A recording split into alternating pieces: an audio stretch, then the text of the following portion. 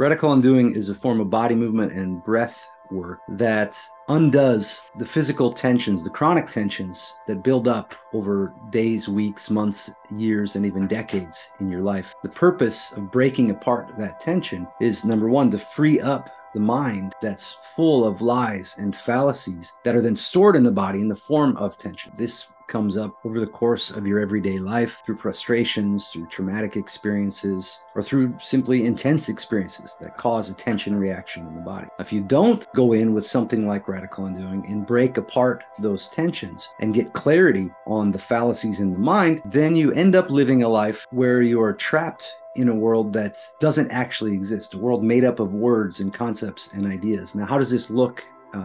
in a real life example? Well, let's say a man who's been married for 10 years, he got married to someone because he thought he had to, and then he worked a job because his parents pushed him into that job, but he never had any clarity on what he wanted and why he was doing those things. So every one of those non-choices led him to feel some amount of tension in his body, which means he can't access what's called a flow state, or a sense of relaxed inner peace and calm, and then decision-making on the fly without much overthinking. So radical undoing is a way to break apart those years and decades of accumulated chronic tension in all the deep musculature in the